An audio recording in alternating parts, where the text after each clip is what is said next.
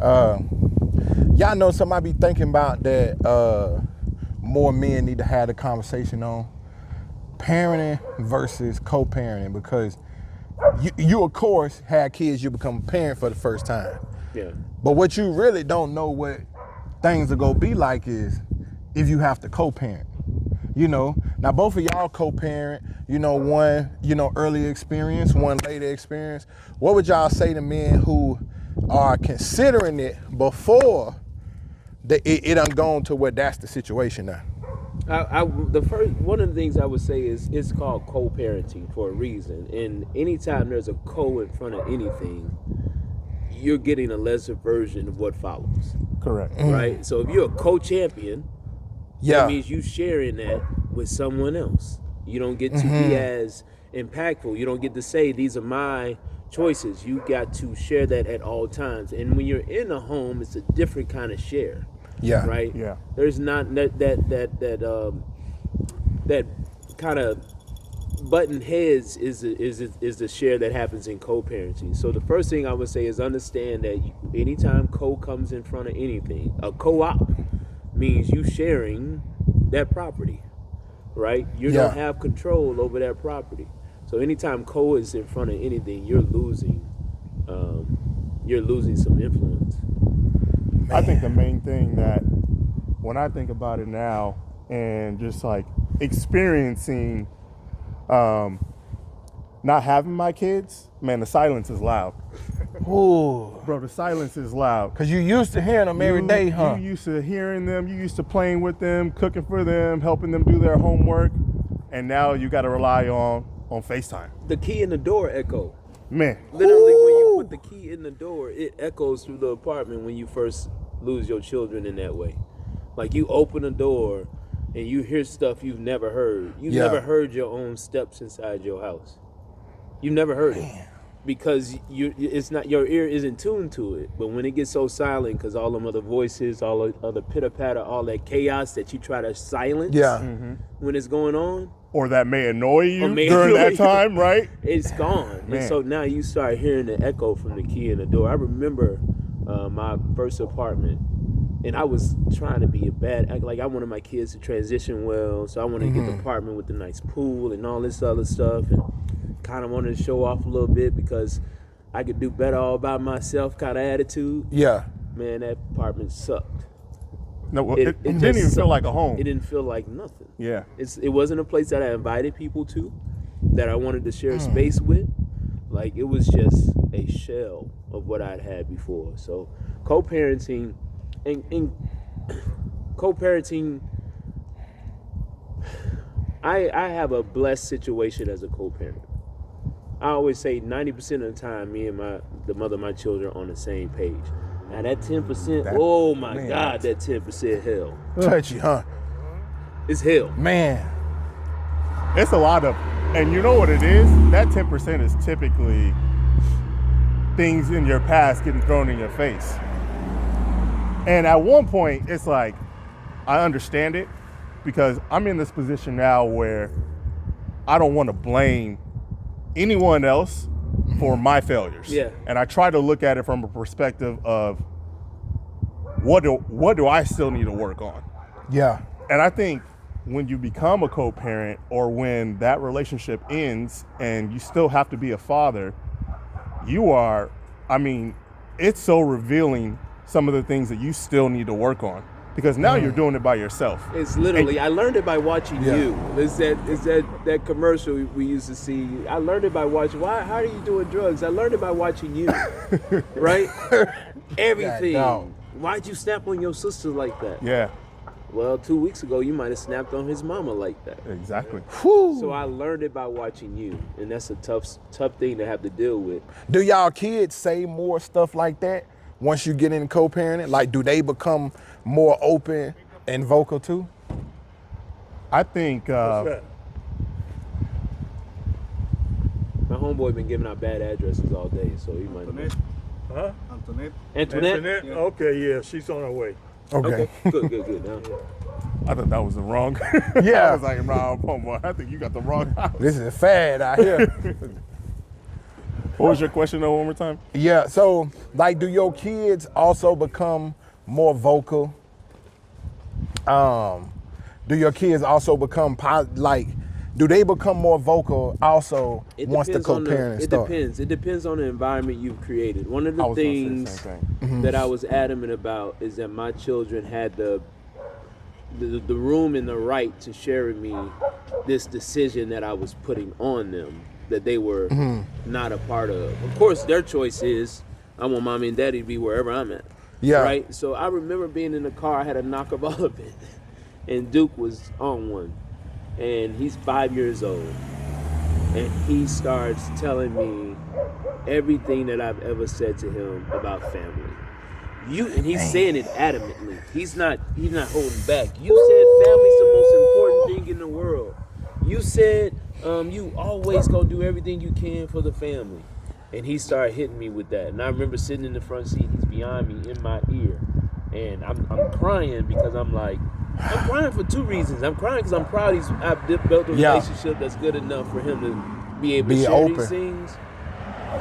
But I also knew what I had done to my son, and it was going to affect him the rest of his life. Yeah. The rest of his life. I don't care what it is. I don't care how well we do it. It's going to affect the rest of his life. So it's a huge decision, man. But often it's also a decision you have to make for the betterment of your children. Yeah. For sure. I think where my kids are at now, I find them actually trying to be my therapist or their mom's therapist. Yeah. And making sure that they are happy when they are around us. Just because they genuinely see us have good days and bad days. Yeah. And I think being open with your kids with, hey, today kind of sucks. Yeah. Not gonna lie, you know. And the kind of crazy part gotta be allows them to see that you're human, yeah, right? And that this decision is not something that you went into this marriage thinking that this was going to happen. man.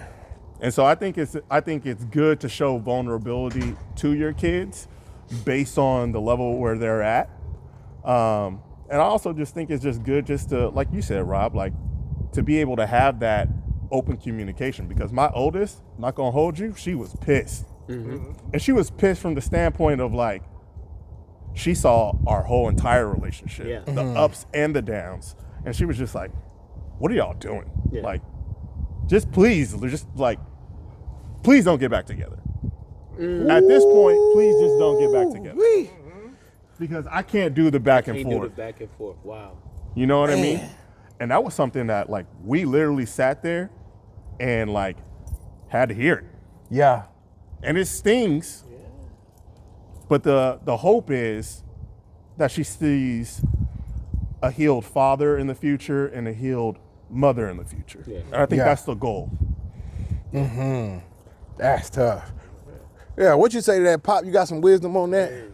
That one is a good one, because the kids, when you got that situation. Yes, sir. Step closer to me. My son he's gone now, but he was like that. He's very vocal. He was like, you did all of this for them, you did all of that for these other people, but you didn't do anything for me. But he was always with me. Oh, he told you that? Yeah, but he was always with me. And he knew what we wanted and what we were going Yeah. at all times. But he had a problem because his mama was in his ear. And I kept telling him, you listen to your mom. She's your mother. Okay, she bore you, she carried you, she took care of you.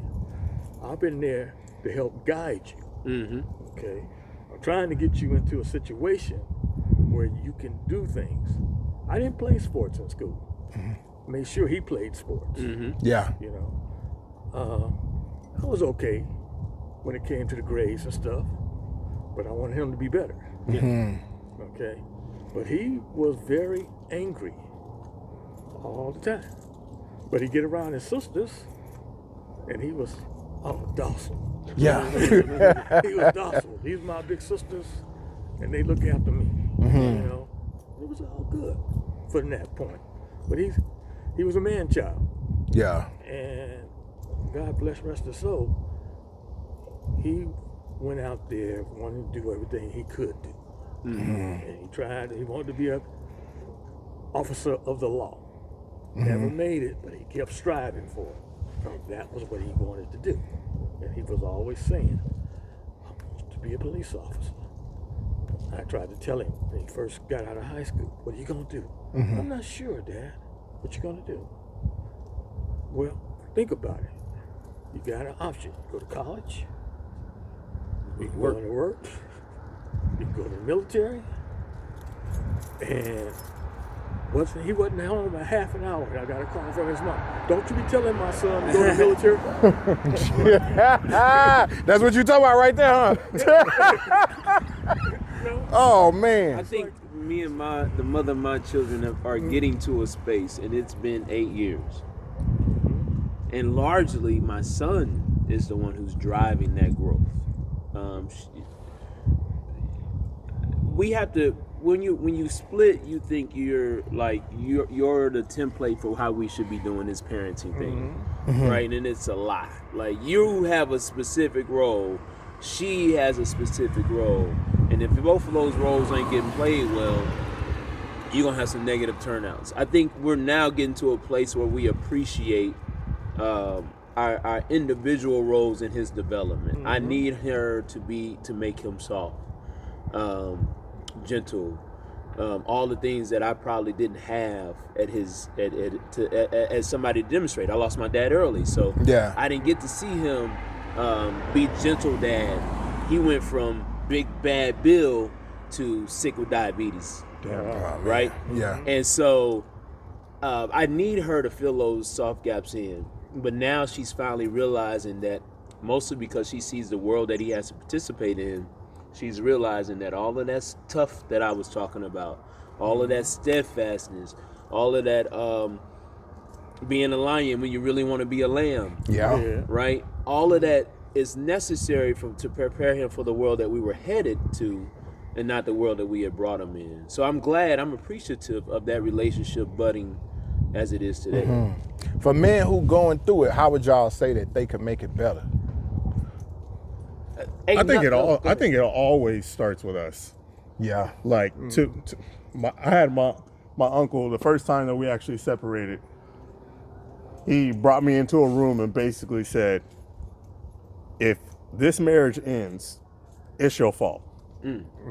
Yeah. He said, it is your fault, because it is your job to lead. And when you lead, it doesn't mean to be domineering. Sometimes leading means strictly just submitting, learning how to be a partner, learning how to sacrifice, being edifying. Yeah. You know what I mean? Because I would find myself be like, dang, I want you just to be better. You know what I mean? Like, you have so much that you could do, but she didn't have that strength within herself. And for me, like, you tell me a problem 5 times, but you don't have some type of solution to fix it. At some point, I can't do the soft no more, right? And I'm gonna give it to you straight. Well, get off your ass. You know what I'm saying? Like, come on. Like, there's things that you could do. But I realized that even me, like, having those moments, that didn't help.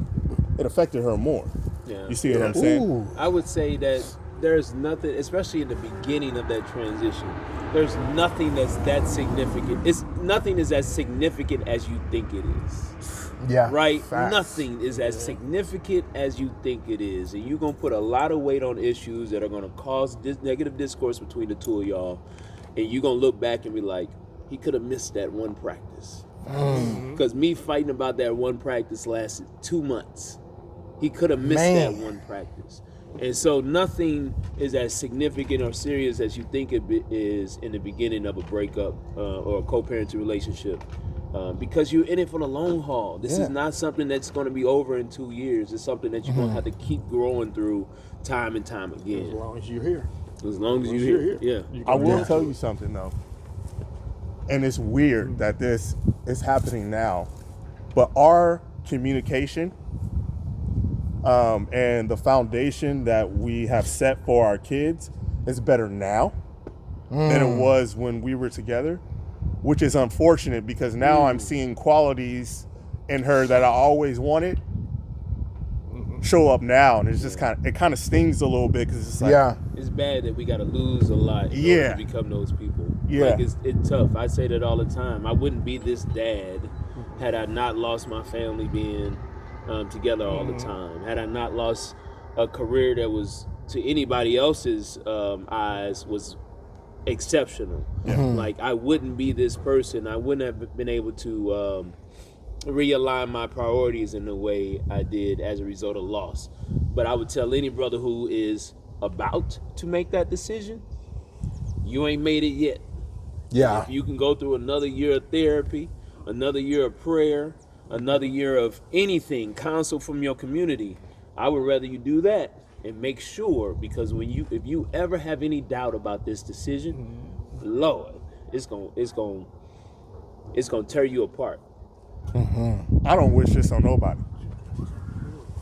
Jump in. I'm trying to. Oh yeah, stand right there. Nobody heard your whisper. You can still see Pops, huh? Yeah. Okay. Yeah, I think we need to scoot over. Everybody scoot over just a little bit. Yeah, one. Talking about this I right know. I'm trying to stay in the spot But that the reason Matt told I'm me. jumping in, is because, like you just said, I just had a conversation with one of our boys. No names intended, but he was like, he's been contemplating making that decision, and he was like, it's nothing against his significant other. He was like, he's realizing he's alone. I was like, oof, okay. But I'm like, I honestly think it's more so you should look into therapy. Like, before you make that decision, You know, go. I don't mean to interrupt, but you guys keep talking about therapy. Oh. You know, and I agree. Therapy is probably a great thing. It's a thing that we didn't have. You know, yeah. ago or years ago, it was very difficult for a black Can stay man here. to I be checked. wrapped up in therapy. Yeah. His therapy was more or less hanging around with his buddies. Alcohol, maybe. Yeah, a little Women. alcohol, women, and that was his therapy. And it took a while before they realized. You know, probably a private example. I need to be with my woman. You know, I need to be with the woman that I made a commitment to. Yeah. Come on. And when I made that commitment, that's when I changed. But we didn't have Therapy that as an opportunity option. to go to therapy and say, this is what happened, this is where I was, this is what she did. You both did it, you know? And that was a conflict that you guys were struggling to see who was going to control when you both should have been working as control. Being right there, and like you said, y'all feel much better now together, helping, but you're separated. You're no longer together, but it's like, that's where I wanted us. Yeah. That's where I wanted us, and that's a commitment that you got to make, and you got to go for it. Yeah. You know, because I look back on me, and I'm one of the younger old elders, and I look back on my older brothers and their issues, and it was all just chaos. It was all chaos. We didn't know any better, but we kept saying to our kids, you need to be thinking about this. You need to be understanding. And then they turn around and say, well, you're not understanding. You know? Pops, do you think it was chaos because the relationship that y'all had with y'all fathers and grandfathers, at least from our perspective, seems so much more distant It was. than what y'all had with us? It was. It was because, again, our fathers and our grandfathers, only thing they knew was we got to provide. That's it. No matter what, even when you're separated, I still got to provide. And I don't have time to do this miscellaneous stuff. That's what they would say. And we just had a conversation about taking care of yourself, right? Yeah. Like, I don't in that world, I don't have the time to go talk to a therapist, hit the gym. I got to go to my second job. Yeah. Because I'm still paying for this other household that I'm not even in. And that's interesting because I still think a lot of today's women have that expectation. Even though they don't live in that world. Was part of that because the women weren't able to provide for themselves in that way? Like they didn't have the job access that the women have today? Let me back you on that one. Women have always been able to provide. They were providing when we couldn't provide. They did things that they had to do to get it done. But that was for them, their way of keeping their family together. Yeah. The men had to struggle and work hard and be there. But then you had that mentality, you know, that I'm supposed to be the strongest. I'm supposed to rule. Yeah. I am the head, you know, and some of that comes from the biblical thing. But again, it's more like the woman was going to do whatever it took to make sure that there was some kind of roof over their heads, over their kids, over their family. And the man was there to do his thing too. That's funny you say that because when my mom got sick, she was working as a seamstress in this sweatshop. It was basically a sweatshop, right? You get paid based on the piecework. And she was cold at it and still made no money.